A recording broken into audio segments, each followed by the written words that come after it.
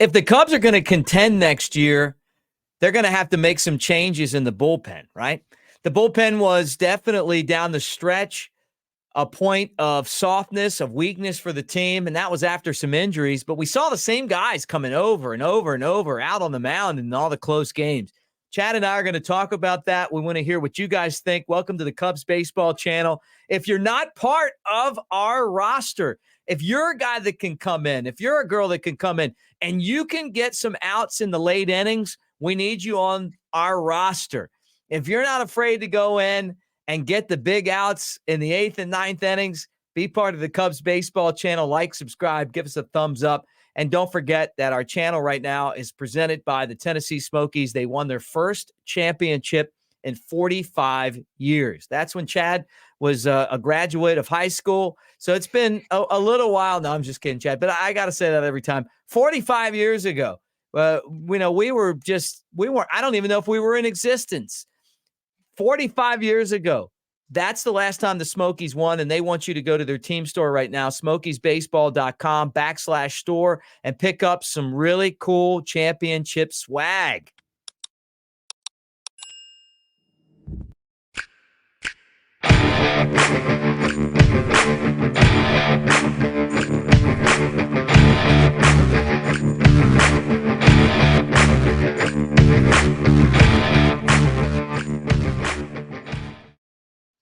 He's Chad Anderson. I'm Mick Gillispie. Welcome to the Cubs Baseball Channel, and we're talking bullpen right now. Bullpen help. Where did the Cubs go? Adbert Alzolay was so solid in that closer's role, not the spot that we thought we were going to see him at the beginning of the season. Michael Fulmer dealt with injuries. Alzolay slid into that spot. Brad Boxberger was great. He got injured. Merriweather, Leiter Jr. were really reliable for the Cubs. Daniel Palencia got an opportunity, still trying to grow and figure it out at the big league level. We saw a lot of different guys. Luke Little came up from the minor leagues, the big lefty. I think eventually he's going to have an impact on this bullpen. But, Chad, it's an area where the Cubs are going to have to improve. Yeah, I mean, it was a season of injuries. You know, you mentioned that and the health and just the struggle for the guys to stay healthy. And then in the back half of the year, it became the season of fatigue as well. You know, the Cubs were making deals even. I may mispronounce his name, but Quas, who they grabbed from Kansas City. Jose Quas, yeah. Yeah, in exchange terrible for trade, Nelson. by the way. Hold on. Terrible trade for Nelson Velasquez, Chad. I just got it every agree. time. I think, what the are you doing? Yeah, I agree. I loved Nelson Velasquez. Cubs fans will be like, we didn't have a spot for him. Let's not trade him for a middle reliever. Well, just because you don't have a spot for somebody doesn't mean you trade them for a bag of baseballs. You know, like I don't understand. Like there still has to be some sort of standard, some value. Yeah, something. And it's like, man, you just don't be like, we ran out of room today, so we're just going to trade you for like one of the couple of donuts for the baseball bats or something. I don't get it, but you know, that's what the Cubs did there at the deadline and trying to bolster the pen just a little bit. And it was injuries, and it was trading for a guy. And I wish they had not done that because I'm with you, and I love that you get worked up about it because I love Nelson as well. And then also too, we've talked about this on other days on this channel. A lot was mismanagement too of the bullpen and just how a lot of guys were run into the ground. Mark Leiter Jr., I don't care what you say, that was not the same guy in the final 2 to 3 weeks of the season as what you had previously. Alzolay gets hurt at the end of the year. Can't be the closer. I think he did come back for the Braves or the Brewers series, I believe. Boxberger was hurt. The Cubs are going to be in a similar spot. And I don't really know the last time. I mean, they did have Kimbrel, but other than half of a season of Chapman, like when was the last Cubs closer? You want to talk Cubs closers? I knew it was coming. Lee Smith talking about it. You want to go Lee Smith? Yeah, Randy Myers. I loved Randy Myers. Close? Yeah, Randy Myers, Eckersley. I mean, I thought Eckersley was a starter with the Cubs. Maybe he was. Maybe he was. I Maybe mean, I'm you're going confusing way him with that. back. Yeah, That was that's the when I was last around the -10. last. That was around the last time the Smokies won a championship. Yeah, that was my negative You were in high -10 school. Cubs season. Oh, yeah, I thought you were in high school. No, my hair just looks like I was in high school. Uh, no, You God, said that. I didn't say that. yeah, I mean, I just say what people think. Alfonseca, Rod Beck, Tom Gordon. No, Tom God, Gordon. it gets so bad. Like the more you think about it. LaTroy Hawkins. Like, you just think of some awful, awful names.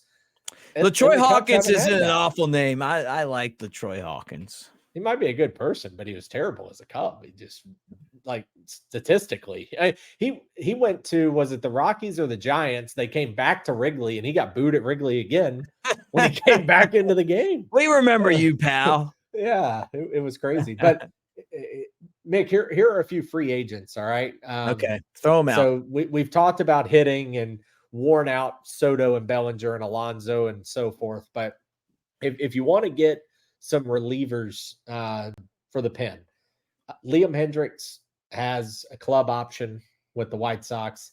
Josh Hader is by far the biggest name out there for this. I'd love to see offseason. Josh Hader too. I mean, what a bad trade by Milwaukee. Wouldn't you just want to have him awful. shoving it right up Milwaukee every time you played the Brewers? Absolutely. Yeah. I mean, I don't know that I've ever heard Hader speak on this, but I can't imagine what he thought when he got traded. That's Like, terrible. You're a dominant closer. The Brewers are winning the division, and they ship you to San Diego.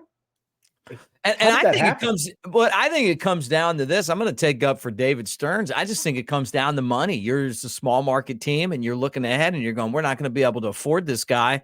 Maybe we get like a killer package right now because the Padres are unloading their farm system. But at the same time, you don't know what that Brewers team could have done with one of the best relievers in baseball. Yeah, he's still, there's also kind of the old school names that are just always hanging around. It feels like every offseason. I mean, Corey Kluber is now in the pen for Boston. David Robertson is still out there. Didn't we have him? Was Robertson a Cub? Didn't we trade him? Didn't we trade him to the Phillies for Ben Brown? We'd get him back and trade him again for another prospect. Yeah, we did. We did. We did have David Robertson. You kind of black out in some of these years, but God, that was actually very recent. I'm surprised that I blocked that. How about Davis? We traded Jorge Soler for Wade Davis, and actually Wade did a really good job with the Cubs, and then Jorge Soler like led the league in home runs and then won the Braves a World Series. So I think he had a pretty good career. And I did like Wade, but it was short-lived. Yeah, that's the thing with the Cubs. Like it feels like you're always looking for the next guy every year with the Cubs. Craig Kimbrell's going to be a free agent once again. He seems like he's always a free agent.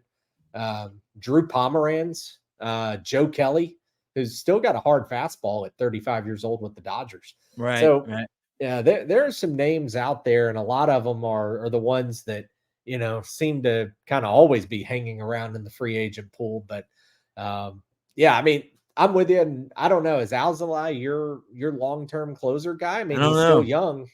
I mean, he's young, but I mean, like, he didn't hold up for an entire season. So I don't know. I mean, I think part of that is management. You as the manager of the team, you got to be careful with someone like him and make sure that, you're getting him the rest that he needs. But at the same time, maybe he just wasn't made to hold up. I mean, that job is normally short-lived. Mariano Rivera, the Yankees, didn't throw. Rare. You remember, he didn't throw hard. I mean, it was not like he was out there throwing 100. He just had that great cutter and threw a lot of strikes and got outs. And then Dennis Eckersley, you brought up Eck. I mean, Eck wasn't out there throwing 100, but he had, what was that, a slider, and his ability to throw strikes and keep guys off balance, and maintained a long time. And Craig Kimbrell's still doing it, right? I mean, he may win a World Series with Philadelphia this year. So I don't know. I don't know what the answer is. Hey, same thing goes for Chapman. I mean, Chapman's not the closer, but he's still late inning relief for the Texas Rangers. And the Rangers are a threat to win a World Series. They got Bruce Bochy. They didn't go hire a guy from Dancing with the Stars. They went and got a guy that won 3 World Series. They didn't I'm hire a guy sorry. that had I know. I'm seriously joking. I shouldn't say that because I'm going to make somebody mad. I just think that if you get a job, it is nice to have had a little experience in that role. You just wanted to talk about farts. You were dying to bring up the You fart talking again, about weren't the you? fart, the Dancing with the Stars fart? Yeah. No, I honestly, man, I think that David Ross is eventually going to be a great manager. It's just I don't know that the Cubs are where you cut your teeth. Yeah. Yeah. I mean, big That's market, high expectations. And Ross, a little bit this year, we've talked about this, overachieved, and what we considered a year right. that the Cubs were not Give him going to be credit for that. contending. Give him credit Right. for that. He's almost a victim of his own success in a certain way, because had the Cubs just kind of lingered around, 5 There games you go under with fart 500. terminology again. Yeah, Linger. right. You loved it. Yeah, You gonna let it linger? You and the Cranberries. Yeah. So if David Ross had been just a solid third place team, but they were competitive, nobody would have thought twice about it. But Right. once you contend, then all your moves and decisions are scrutinized. That's right. And that's what circles back to the bullpen, because you had guys overused or you had bad trades. By the way, if Jed's somehow listening, we'd love to have Nelson back. I don't know that there's a spot for him, but Mick and I both love Nelson Velasquez here. It's good. You're going to look back on that one and you're going to be like, man, we messed that up. And I'm not saying don't make trades. I'm just saying get the value back for the trade that you made. And if that's a mid-level prospect, because what I heard was that the Cubs were going to trade mid-level prospects, and then I saw them trade him and DJ Hers, and I'm going, well, I mean, if these are mid-level prospects, there's going to come a point where if you don't win, you might get fired over these trades. Yeah. I mean, I'm being serious. I mean, like, this is where if you're the ownership and you go, when Hers is, winning games in the big leagues and you're not really developing a whole lot of starters. And we've seen Velasquez hitting all these home runs already, and he hasn't really even broken into the big leagues yet.